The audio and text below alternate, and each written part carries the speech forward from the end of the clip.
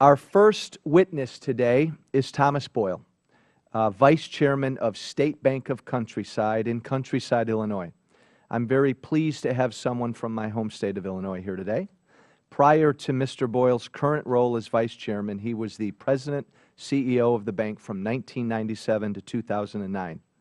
State Bank of Countryside opened in 1975 and operates from 6 locations, including its main headquarters in Countryside, plus branches in Burbank, Darien, Orland Park, Chicago, and Homer Glen, Illinois.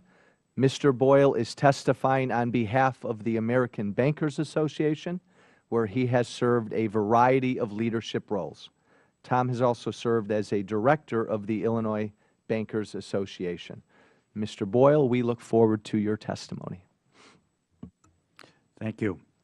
Chairman Walsh, Ranking Member Schrader, and members of the subcommittee, my name is Thomas Boyle.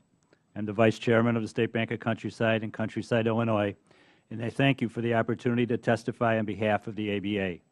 These are very important issues for thousands of community banks that work hard every day to serve small businesses and our communities. The health of the banks and the economic strength of our communities are closely interwoven. A bank's presence is a symbol of hope and a vote of confidence in the town's future.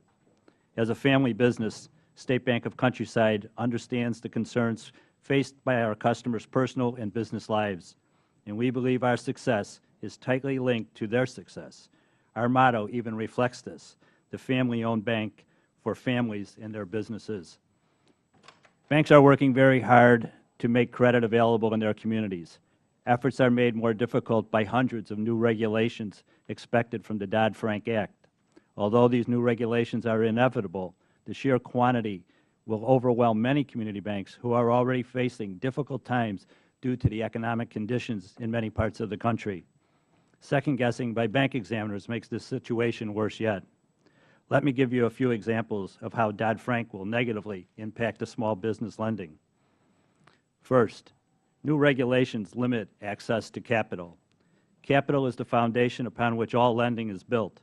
Having sufficient capital is crucial to lending and to absorb losses when loans are not repaid. In fact, $1 worth of capital supports $10 in loans.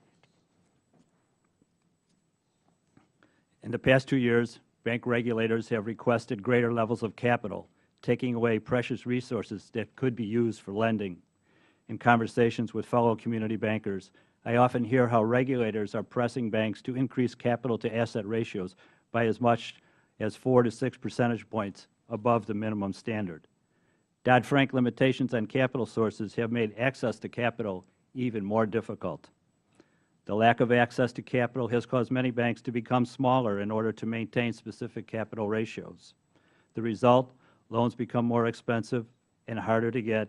Relieving the increased regulatory demands for more capital will help banks make loans needed for our nation's recovery. Second, Dodd-Frank increases uncertainty for banks, in turn raising credit risk, litigation risks and costs, and leading to less hiring or even a reduction in staff. The uncertainty makes hedging risk more costly and restricts new business outreach. All of this translates into a less willingness to make loans, and worse, increases the likelihood of a massive consolidation. Of particular concern is the additional compliance burden expected from the Bureau of Consumer Financial Protection. This bureaucracy will impose new obligations on community banks that have a long history of serving consumers fairly in a very competitive market.